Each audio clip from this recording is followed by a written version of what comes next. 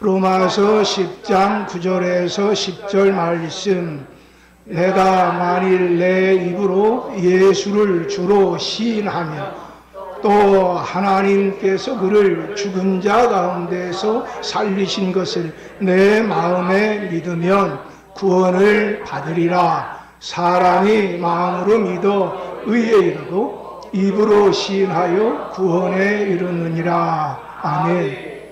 이 말씀이 여러분의 고백이 되기를 축복합니다. 이 말씀이 깨달아지지 않으면요, 자꾸 암송해 보세요. 그러다가 보면 하나님의 말씀이 능력이 됩니다. 빛이 됩니다. 사모하면 하나님이 반드시 깨닫게 해주십니다. 여러분, 그 우물을 예전에 사용했던 분들은 아실 거예요.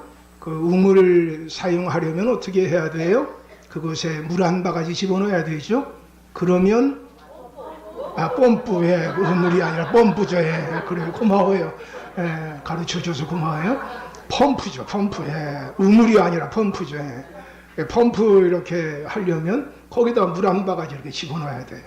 그러면 거기서 이렇게 몇 번 이렇게 하다가 보면 그러면 그 밑에 있는 지하에 있는 물들이 계속 올라오는 것을 보게 됩니다.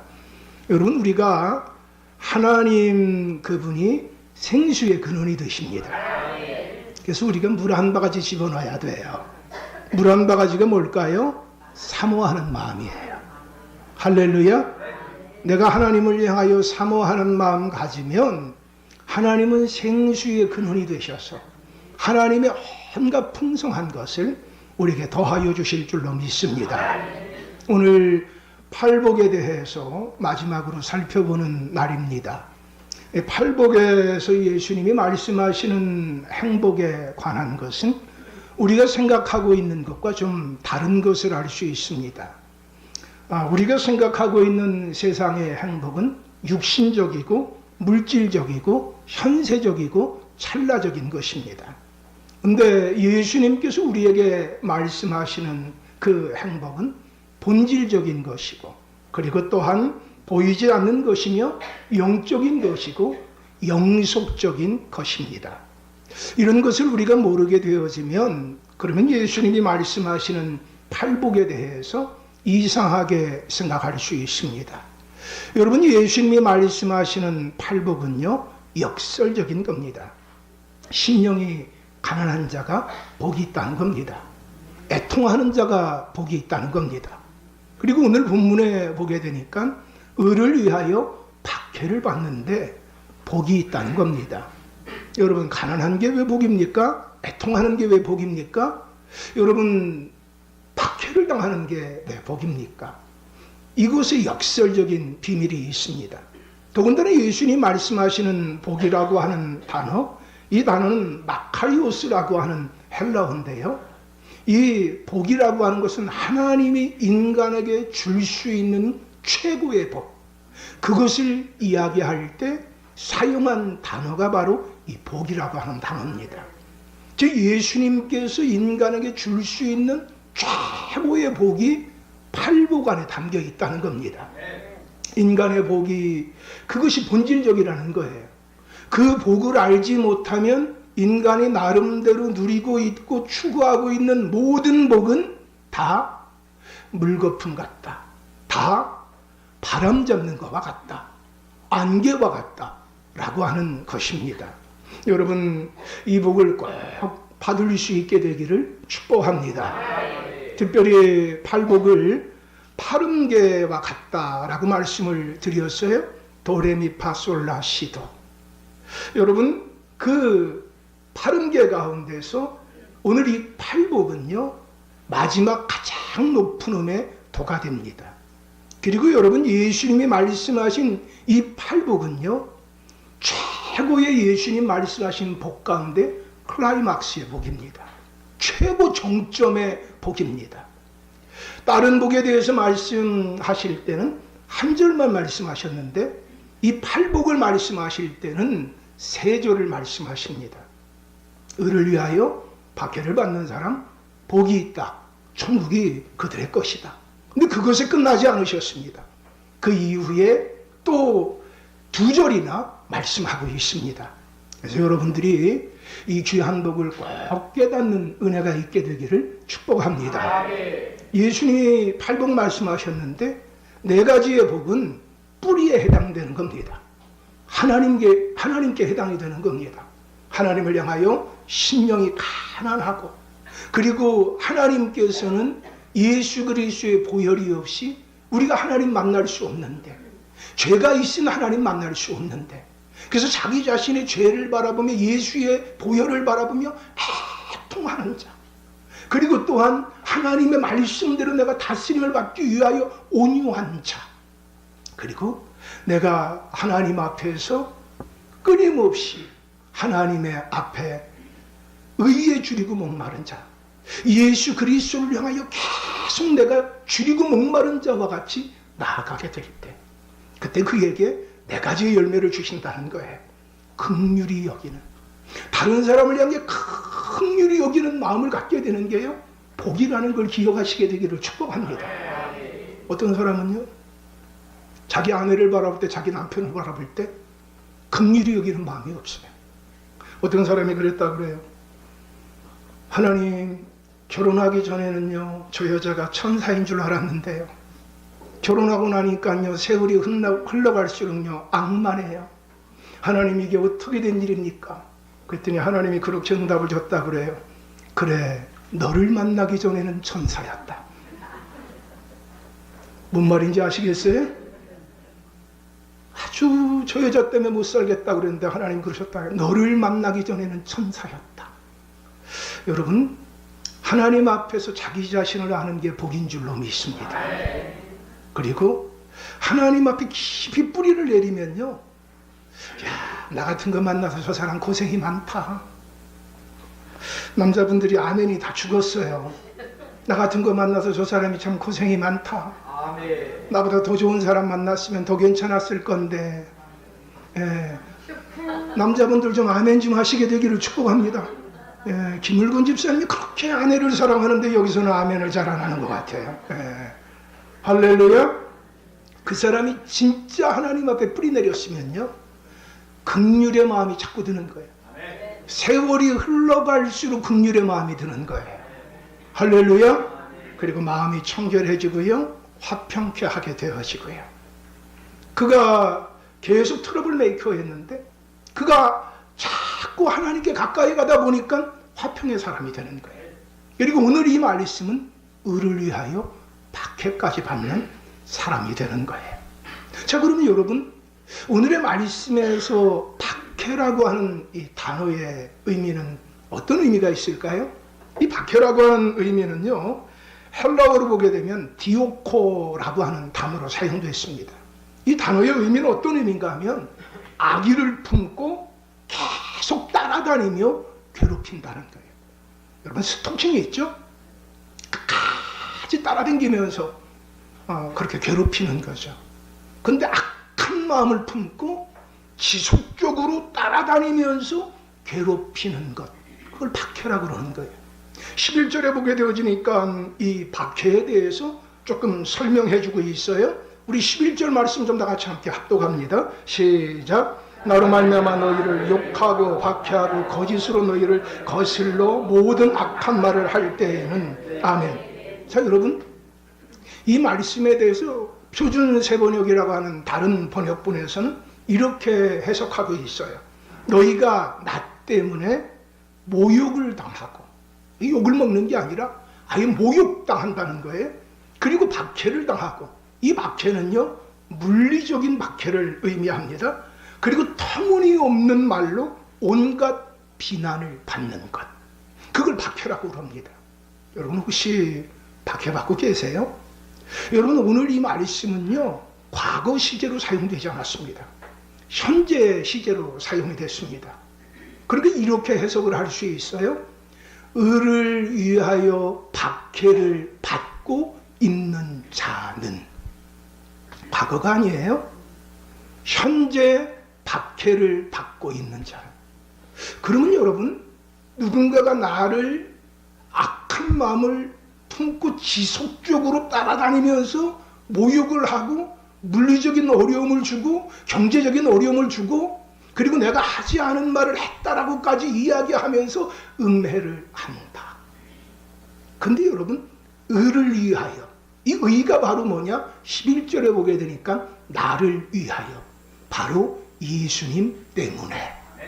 여러분, 예수님 때문에 박해를 받으면 천국이 그들의 것입니다. 예수님 때문에 박해를 받은 자를, 이 말씀이다 팔복은 간판문으로 되어 있다고 그랬어요. 복이 있도다. 예수 때문에 박해를 받는 자는 천국이 그들의 것이다. 할렐루야. 여러분, 박해받는 거 우리 다 싫어합니다. 그런데 박해받는 사람, 그 사람이 복이 있다 라고 그렇게 감탄하면서까지, 아니 지금 박해를 받고 있는데 과거에 박해받은 것 지나고 보니까 이게 복이 됐구나, 그게 아니라 지금 복을 받고 있는 그 사람, 그가 복이 있다는 겁니다. 여러분, 왜 예수님 믿는 사람들이 박해를 받았을까요? 여러분, 예수님 처음에 믿었던 제자들은요, 예수님이 이스라엘의 희망, 이스라엘의 메시아, 로마의 압제에서 그 민족을 다윗과 같이 해방시켜줄 분으로 알았습니다. 한 자리 차지하고 싶었습니다. 그래서 모든 것을 다 쏟아부어서 예수님 따라갔습니다. 그런데 여러분, 예수님 십자가 지십니다. 주변의 제자들이 다 떠나갔습니다. 심지어 베드로는 예수님 부인하기까지 했습니다. 여러분, 예수님이 부활하셔서 찾아오셨고 예수님이 승천하기 직전까지도 제자들이 원하는 것은 무엇이냐? 어떻게 하면 이스라엘 나라 회복시킬 겁니까? 어떻게 하면 우리의 땅의 문제 해결해 주실 겁니까? 그게 그들의 주요 관심사였습니다. 그런데 여러분, 그들에게 성령이 임하고 난 이후에 그들이 예수님이 누구인지를 명확하게 알게 됐습니다. 예수님이 누구인 줄을 명확하게 알고 난 다음에는 이제 예수 이름으로 복음을 전하게 되고 예수 이름으로 능력을 행하게 되고 예수 이름을 전하는 자가 되어지니까 그들에게는 어떤 일이 생겼느냐? 박해가 임하기 시작했습니다. 근데 제자들이 어떠한 자세로 박해를 받아들였는가 하면, 주도 곤욕당하였으니, 주도 박해를 당하였으니 우리도 박해 당하는 것이 마땅하도다. 그 십자가에 못 박혀 죽은 예수는 바로 살아계신 하나님이시다. 그분이 바로 부활하셔서 자신이 하나님 되는 것을 입증하셨다. 그 하나님 되신 예수님이 우리 죄 때문에, 우리의 저주 때문에, 우리의 지옥 갈 수밖에 없는 인생 때문에 십자가에서 대가를 지불하셨다. 나의 주요 나의 하나님이다. 그 예수가 우리의 구원자다. 그 예수 그리스도께서 우리의 왕이 되신다. 예수 그리스도만이 유일하게 우리의 명령권자가 된다. 할렐루야. 그 고백을 함으로 말미암아 박해를 당하는 겁니다. 여러분, 초대교회 당시에는 로마가 세상을 다스리고 있었습니다. 로마 대제국이라고 얘기합니다. 로마가 넓은 땅을 다스리면서 어떻게 하면 이 나라를 제대로 다스릴 수 있을까라고 생각하다가 그들이 창안한 것이 무엇이냐? 황제가 바로 신인데 인간의 모습을 입고 있다는 것이다. 황제는 신이다. 그래서 1년에 한 번 이상은 모든 로마 대제국 안에 있는 사람들은 황제는 나의 주님이시다 라고, 이거에는 여러분들이 아멘 안 하셔서 참 감사해. 황제는 나의 주님이시다 라고 그렇게 외치게 했습니다. 여러분, 그것을 그냥 외치게 한 것이 아니라 그것을 외치고 나면 그것에 대하여 외쳤다고 하는 증명서를 발급해 주었습니다. 그걸 라벨루스라고 합니다. 그 증명서가 있어야 경제활동을 합니다. 그 증명서가 있어야 사회활동을 할 수 있습니다. 근데 예수 믿는 사람들이요, 그 고백을 하지 않았습니다. 예수 믿는 사람들은 마음에 분명한 고백을 가지고 있습니다. 성삼위 하나님만이 하나님이시다. 아멘. 예수 그리스도만이 우리의 구원자시다. 아멘. 예수 그리스도만이 우리의 왕이시다. 아멘. 여러분, 이 고백을 하지 않음으로 말미암아서 그들이 모든 걸 빼앗깁니다. 얼마나 미련해 보입니까? 그냥 그 고백을 한번 하면 되는데, 그런데 그 고백을 타협하지 않습니다. 여러분, 우리가 결혼할 때 서약을 하죠. 옆에 있는 이 사람, 검은 머리 팥불이 되는 이 사람만 사랑하겠습니까? 예! 라고 고백하죠. 그걸 끝까지 고백하는 것이 결혼을 행복하게 만들 겁니다. 여러분, 여러분들을 위하여 십자가에 못 박혀 죽으신 분은 누굽니까? 여러분들로 하여금 행복의 길로 인도해 주시는 분은 누굽니까? 여러분들의 죄의 문제를 다 해결해 주신 분은 누굽니까? 여러분의 삶의 모범이 되시는 분은 누굽니까? 여러분들이 가장 닮고 싶은 분은 누굽니까? 여러분들의 삶의 희망은 누구십니까?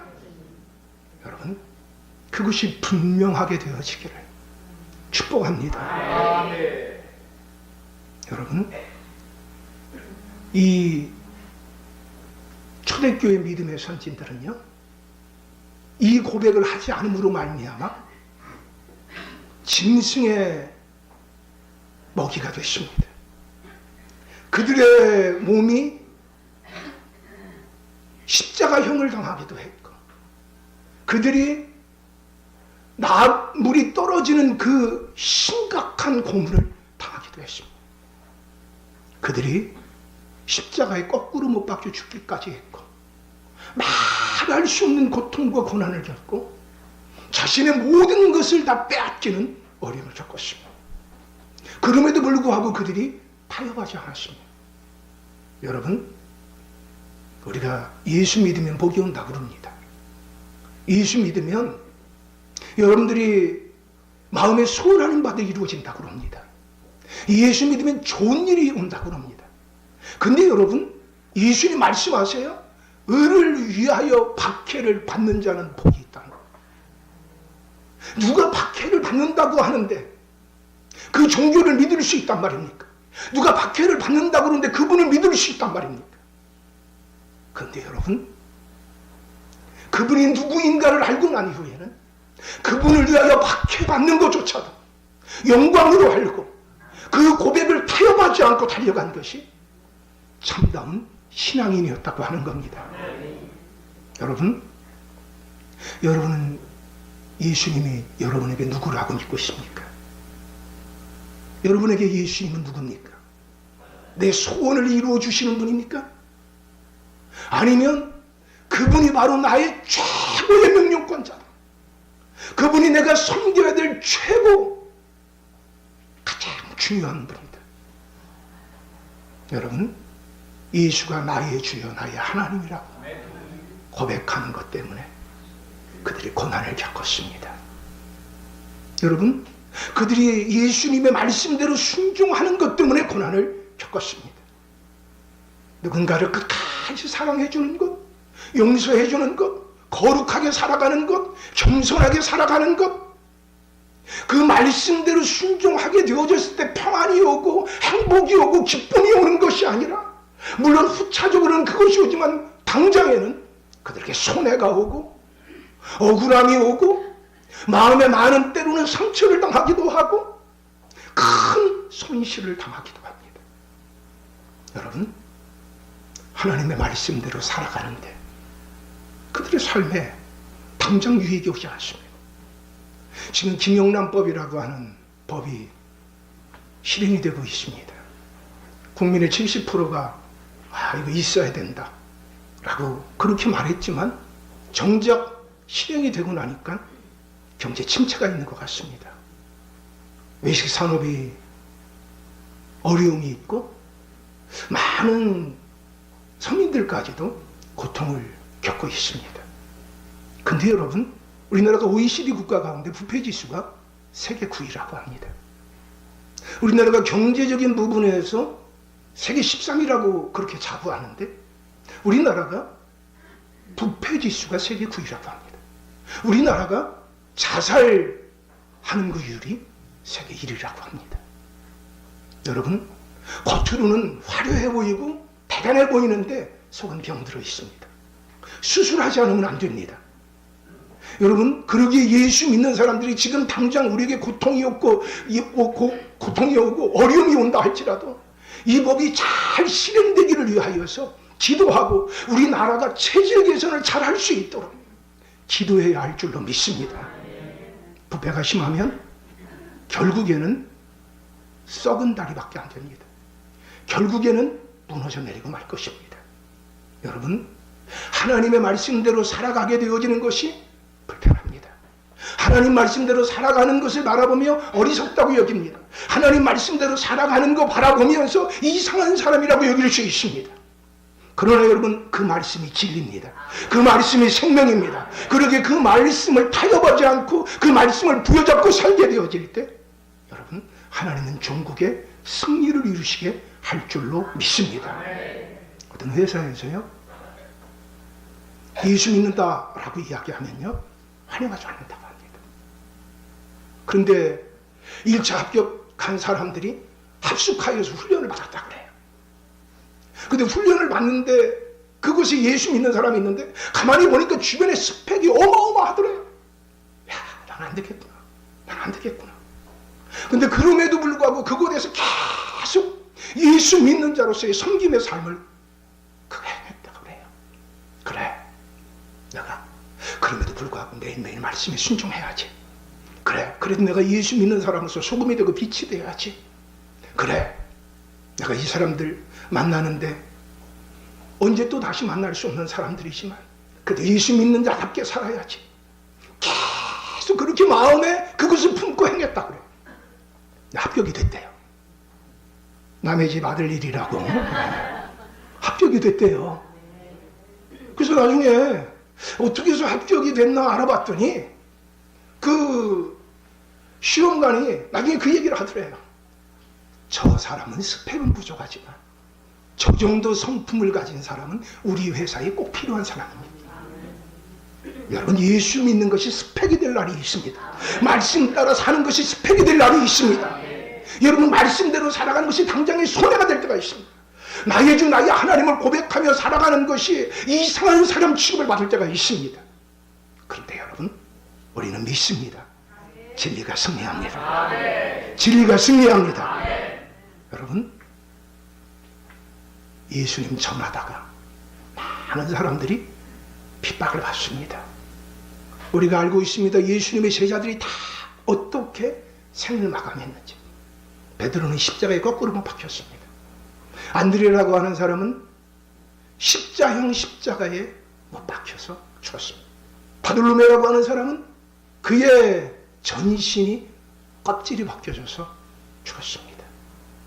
바울이라고 하는 사람은 목베임을 당해서 죽게 되어졌습니다. 여러분, 결과를 봤었을 때는 처참한 종교입니다. 예수 믿는다고 하는 것 때문에, 예수 전한다고 하는 것 때문에, 예수님 말씀대로 살아가는 것 때문에 처참하게 짓밟힙니다. 니케아 종교회의라고 하는 회의가 있었어요. AD 325년에 그 회의를 하는데 318명의 지도자들이 모였어요. 근데 318명의 지도자 가운데 306명이 태어날 때부터 장애인이 아니라 중도의 장애인이 예수 믿는다고 하는 것 때문에 장애를 입은 사람들이 그 자리에 모여졌다고 그래요. 내가 예수 믿는다고 하는 것 때문에 예수의 흔적을 가진 자들, 그들을 하나님이 지도자로 세워준 겁니다. 여러분, 우리는 주님 앞에 서는 날 알게 될 것입니다. 아니, 주님 앞에 서는 날뿐만이 아니라 지금까지 나의 삶을 살아온 과정들을 돌아봤었을 때 가슴 뼈탈 정도로, 야, 내가 참 잘했어, 참 내가 장해, 내가 생각해봐도 스스로 대견해. 그게 과연 무엇일까요? 믿음으로 살아간 것입니다. 말씀으로 살아간 것입니다. 예수님 닮아서 살아간 것입니다. 그렇다면 우리가 좀 생각을 해봐야 돼요. 아니, 하나님이 능력이 많으신데, 하나님이 전능하신데, 아니 하나님이 우리가 생각하는 그 우리 스스로의 행복보다 하나님이 우리의 행복을 더 원하시는데, 그래서 그 아들까지 아끼지 않으신 분이 바로 하나님이신데, 도대체 왜 하나님 믿는 사람, 자신의 아들의 이름을 믿는 사람, 그 말씀대로 살아가는 사람들을 보장해 주지 않고 그렇게 박해 가운데 있게 할까? 그 이유가 과연 무엇일까요? 하나님이 전능하지 않아서 그럴까요? 하나님 우리를 사랑하지 않아서 그럴까요? 여러분, 어린아이가 성장해 나가는데 성장통이라는 게 있다고 그래요. 4살에서 14살까지 뼈와 근육의 불균형이 이루어지면서, 그래서 무릎이나 관절이나 이런 것에 고통이 주어진다고 그래요. 성장, 육체가 자라나가는데도 고통이 있습니다. 여러분, 우리가 신앙이 자라나가는 데 있어서도 여러분, 고통이라고 하는 게 있습니다. 세계의 많은 지도자들 가운데 고통을 겪은 사람들이 창조적인 리더십을 발휘하는 지도자가 되고 있습니다. 하나님이 우리를 사랑하심에도 불구하고 고통 가운데 있게 하시는 이유, 그게 바로 무엇일까요? 그 고통을 통하여서 그의 인격이 더 성숙해지고, 그가 고통을 통하여 하나님 마음을 더 알 수 있도록 하기 위하여 그 고통을 허락하시는 줄로 믿습니다. 사랑하는 여러분, 그래서 어떤 신학자는 그렇게 얘기해요. 기독교의 성례전이 2가지가 있다. 침례가 있다, 또 세례라고도 얘기하죠. 그리고 주의 만찬이 있다. 근데 여러분, 침례, 예수님의 죽으심과 부활을 내가 직접적으로 행동으로 고백하는 겁니다. 주의 만찬, 예수님이 나를 위하여 피 흘리시고 살찌키신 것을 내가 동참하는 겁니다. 그러므로 내가 내 안에 사는 이가 예수라고 고백하는 것입니다. 참으로 은혜스러운 성례전들입니다. 그런데 제3의 성례전이 필요하다는 겁니다. 제3의 성례전이 바로 무엇이냐? 예수 이름 때문에 박해받은 것. 예수 이름 때문에 박해를 받게 되어지면 결국 어떻게 되어지느냐? 예수님의 십자가가 생각이 나는 것입니다. 하나님 되신 예수님이 십자가 지셨, 하나님 되신 예수님이 모욕을 당하셨는데, 하나님 되신 예수님이 멸시를 당하셨는데, 하나님 되신 예수님이 물리적인 고통을 당하셨는데, 하나님 되신 예수님이 그 일을 겪으셨는데, 모함을 받으셨고 음해를 받으셨는데, 여러분, 하늘의 영광을 본 사람은 땅의 영광을 구하지 않는다. 하늘의 영광을 본 사람은 또 다른 영광을 구하지 않는다. 하늘의 영광을 본 사람은 고난을 두려워하지 않는다. 제가 이 말씀을 준비하면서 오늘 아침에 교회 와서 엎드려 기도하는데 이 말씀이 생각이 났어요. 하늘의 영광을 본 사람은 또 다른 영광을 구하지 않는다. 하늘의 영광을 본 사람은 땅의 영광을 구하지 않는다. 하늘의 영광을 본 사람은 고난을 두려워하지 않는다. 성경에 보니까 이사야라고 하는 인물이 우시아라고 하는 대단한 왕이 죽을 때, 그 나라의 신왕이라고 하는 강력한 왕이 죽었을 때 도대체 이 나라 어떻게 될까라고 염려하는데, 주의 성전에서 하나님의 영광을 보고 나니, 아, 그렇습니다. 이 나라는 인간이 통치하는 나라가 아니라 하나님이 통치하는 나라입니다. 그 하나님의 영광을 보고 새롭게 희망 가운데 일어서게 됩니다. 사랑하는 여러분, 하나님의 교회 예배 드릴 때 하나님의 영광을 볼 수 있게 되기를 축복합니다. 하나님의 우리의 눈을 열어서 주의 영광을 볼 수 있게 되기를 축복합니다. 여러분, 하늘의 영광을 보게 되어지면 다른 영광을 구하지 않습니다. 여러분, 다니엘이라고 하는 사람이 포로로 잡혀갔어요. 그 민족의 앞일에 대하여 암울한 마음이 있습니다. 그런데 하늘의 영광을 봅니다. 하늘의 영광을 보면 조국에 대하여서 소망을 갖게 됩니다. 하늘의 영광을 본 사람은 소망을 노래합니다. 여러분, 사도 요한이 로마의 압제에 의하여 처절하게 교회 공동체가 무너지고 있을 그때에 반모섬에 유배 갔는데 하나님의 하늘의 영광을 보게 합니다. 하늘의 예배를 보게 합니다. 성도들의 승리를 보게 합니다. 그리고 하나님을 찬양합니다. 그리고 교회 공동체를 향하여, 핍박당하는 교회 공동체를 향하여 이야기합니다. 예수 그리스도가 통치하신다. 그분이 만왕의 왕이 되신다. 하나님 우리의 눈을 좀 열어주시게 되기를 축복합니다. 우리의 눈을 열어주시게 되기를 축복합니다. 그래서 우리가 예수 그리스도를 향하여 바른 고백을 하며, 예수님만이 나의 주입니다. 나의 하나님이십니다. 예수님의 말씀이 진리입니다. 생명입니다. 예수님만이 이 시대의 희망입니다. 라고 외칠 수 있게 되기를 축복합니다. 여러분, 우리를 위하여 박해를 받습니다. 예수를 나의 주여 나의 하나님이라고 고백할 때, 그 말씀대로 살아갈 때, 복음을 전할 때 박해를 당합니다. 그러나 그 박해는 하나님이 힘이 없어서 우리를 박해당하게 하는 것이 아니라, 그 박해를 통하여 예수님의 인격을 닮아가게 하고, 그 박해를 통하여 예수님 마음을 알게 하고, 그 박해를 통하여 우리로 하여금 주 없이 살 수 없는 존재로 만들어 가는 줄로 믿습니다. 여러분 생각해 보세요. 지금까지 살아오면서 예수님 믿은 것 때문에 박해를 받은 일이 있는지, 예수님 믿은 것 때문에 좋은 일만 있었던 것이 아니라 박해를 받은 적이 있든지. 저희 아들내미하고 딸내미가 교제를 하는 사람이 있어요. 뭐 계속 될지 안 될지 모르지만 저는 원칙이 있습니다. 어떤 원칙이 있느냐? 예수 믿는 사람이면 된다. 나는 내 자녀를 믿는 게 아니라 하나님을 믿는다. 그리고 나는 내 자녀를 믿는다. 딱 두 가지예요. 하나님이 인정한 사람이면 된다. 내 자녀가 인정한 사람이면 된다. 그래서 건들지 않아요. 그래, 그래. 해봐. 바뀔 때도 있고 막 그래요. 그래. 이유가 뭐냐? 제가 교제할 때 저희 집에서 건드렸어요. 건드리니까 어떻게 할까요? 더 불이 나더라고요. 더 강력해지더라고요. 진정한 사랑은요, 건들수록 강력해집니다. 고난이 와서 무너지는 사랑은 진정한 사랑이 아닙니다.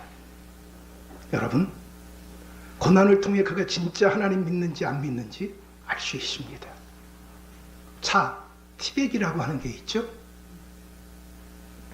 이 차가 어떤 차라고 하는 상품 뜯어내고, 그리고 난 이후에 겉으로 보면 이게 어떤 차인지 알 수 없습니다. 그것을 뜨거운 물 속에 집어넣어서 우려내고 마셔보면 어떤 차인 줄 알 수 있습니다. 여러분, 고난은요, 그가 누구인가 존재를 증명합니다.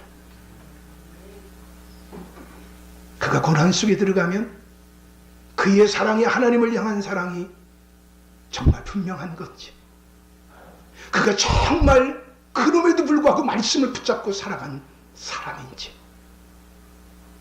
그것이 분명해집니다. 그래서 여러분, 고난이라고 하는 것은요, 우리 안에 감춰 있는 신앙이 바깥으로 공개적으로 드러나는 그러한 좋은 도구이기도 합니다. 여러분, 그 예수님 때문에 박해의 길이라 할지라도, 고난의 길이라 할지라도 예수님 그분만을 섬기며 그의 말씀대로 순종하며 살아간 자들, 어떻게 보면 이상한 사람들, 어리석어 보이는 사람들, 답답해 보이는 사람들, 같이 보여지는 사람이라 할지라도 성경은 말합니다. 그들이 바로 빛이다. 그들이 바로 소금이다. 세상의 희망이다. 나의 대안이다. 할렐루야. 그 사람이 필요합니다. 이 시대는요, 하나님의 불임의 시대 같습니다. 제가 그 말씀 묵상하면서 참 많이 울었어요. 한나가 자기가 자녀가 없는 것 때문에 그렇게 고통스러워하면서 자신의 사랑하는 남편의 품에 다른 여자를 안겨주고, 그리고 그 여자는 자녀를 낳는데 자기는 자녀가 없는 것 때문에 통곡하는데, 그가 하나님 앞에 가서 오랫도록 기도하는 가운데 하나님과 함께 심정이 통했는데, 하나님이 말씀해 주기를 너 네 자녀가 없다고 그렇게 힘들어하니? 나도 내 자녀가 없구나. 나도 내 자녀가 없구나. 사랑하는 여러분, 고통이 왔었을 때 끝까지 사랑을 지켜내고 믿음을 지켜낼 때 우리 예수님 바라볼 때 어떨까요? 여러분, 기독교는요 수없이 많은 고난이 있었습니다. 여러분, 기독교가 예수 믿는다고 하는 것 때문에 마음의 소원이 이루어지고 평안만이 이루어지고 안 되는 것들이 되는 것들만 이루어졌다면, 여러분, 많은 사람들이 생각할 때 기독교가 더 강력해졌을 것이다 라고 생각할 수도 있습니다. 그러나 여러분, 기독교가 수없이 많은 고난이 있었는데 계속 성장해갔어. 세계에서 지금 가장 순수한 신앙생활을 하고 있는 성도들은 과연 누구일까? 많은 신학자들이 얘기할 때 북한에 있는 지하교회 성도라고 얘기합니다. 예수 믿는다고 하는 것 때문에 엄청난 핍박을 받고 있는 자들, 하나님이 그들을 외면하지 아니하신다.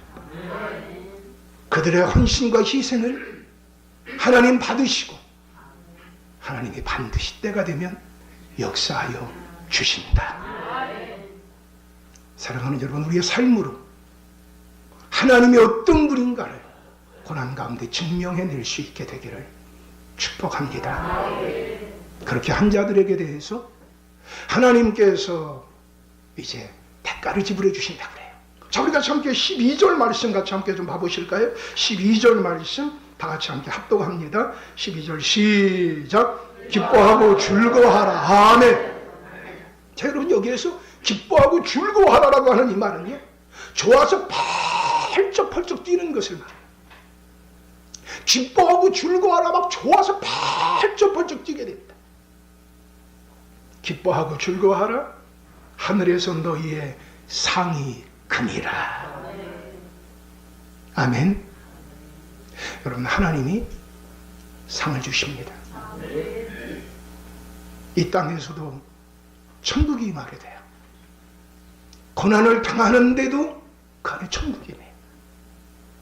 그리고 하나님 앞에 나아갔었을 때도 그것 가운데 하나님이 주시는 상급이 있어요. 여러분, 내가 예수 믿으며 어떻게 보면 미련해 보이고 어리석고 답답해 보이는 그 길을 걸어가는 그것이 생명이 되어질 겁니다. 그것이 내 가정을 살릴 겁니다. 그것이 내 가문을 살릴 겁니다. 그것이 내 주변을 살릴 것입니다. 여러분, 신앙의 길은 넓은 길이라고 하지 않았어요. 좁은 길이라고 그랬어요. 찾는 이도 적다고 그랬어요. 근데 생명의 길이라고 그랬어요. 여러분, 갈수록 예수 믿기 어려운 시대가 됩니다. 그러나 이때에 하나님 앞에 적색 순교, 피 흘리며 하는 순교를 적색 순교라고 그래요. 근데 이때 백색 순교가 필요하다고 그래요. 백색 순교는 뭘까요?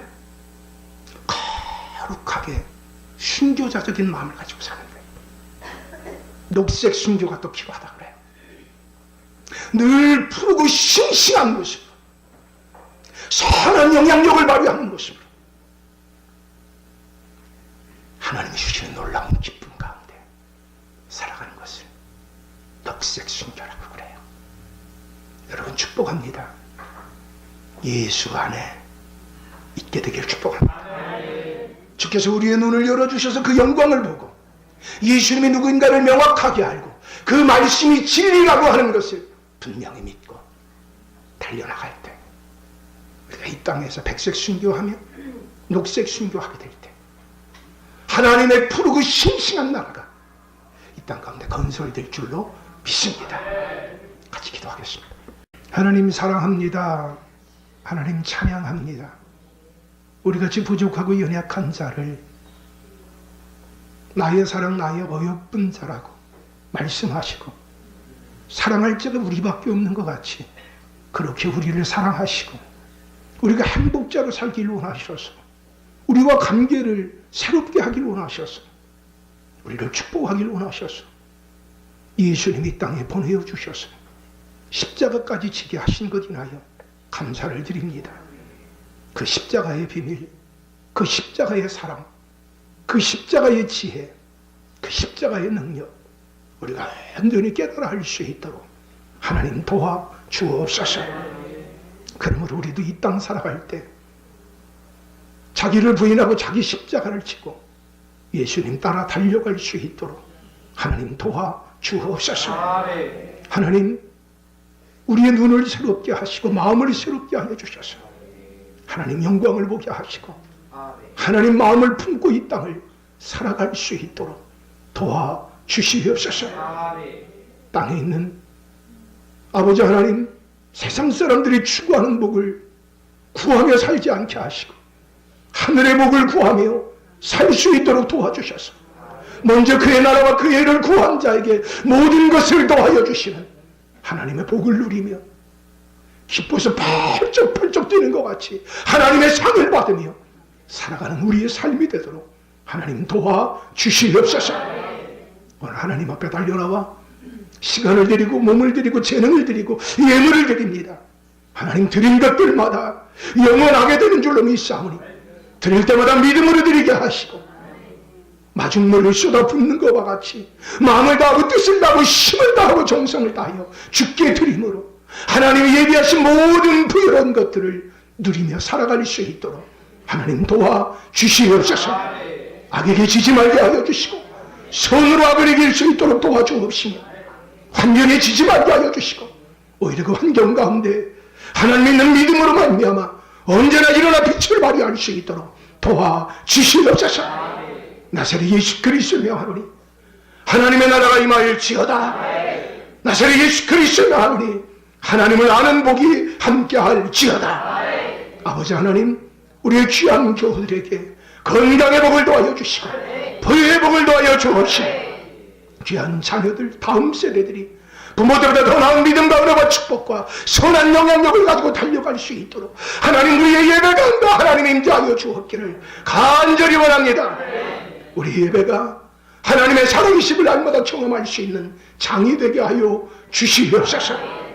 오늘 귀한 집사님이 몸된 교회에 한가족대교회에 등록했습니다. 아버지 하나님 맞아 주옵시며 환영하여 주시고 이곳에 정착하여 하나님의 기뻐하는 모습으로 멋지게 성장해 가게 하여 주옵시며 그가 우리와 함께함으로 말미암아 우리 공동체가 더 행복해지게 하여 주시옵소서. 아버지 하나님, 어제 불의의 사고로 말미암아 어려움을 겪고 있는 권사님이 있습니다. 하나님 눈물을 식혀 주옵소서. 아버지 긍휼을 베풀어 주옵기를 간절히 원합니다. 아버지 축복해 주셔서 다음 주에는 우리가 함께 예배할 수 있도록 도와 주시옵소서. 우리 교우들 가운데 특별히 지금 박해를 당하고 있는 분들 주여 위로해 주옵소서. 아버지 하나님, 우리 교우들의 가정마다 하나님의 나라 임하게 하여 주시옵소서. 나사렛 예수 그리스도의 하노니 사랑하는 교우들이 개인과 가정과 가문과 민족과 열방의 축복의 통로가 될지어다. 구원의 통로가 될지어다. 생명의 통로가 될지어다. 오늘 하나님, 우리의 사랑하는 교우들 가운데 출타 중에 있는 교우들, 군에 가 있는 교우들, 아버지 하나님 일일이 신방하여 주셔서 은혜 가운데 붙잡아 주옵소서. 이제는 우리 주 예수 그리스도의 은혜와 아버지 하나님의 극진하신 사랑하심과 성령의 내주 교통기로 충만하시니 오늘 예배드린 사랑하는 교우들과 그 가정과 산업과 또한 이 민족과 선교 현장에 주께서 지금부터 영원토록 함께 계시옵기를 간절히 축원하옵나이다. 아멘.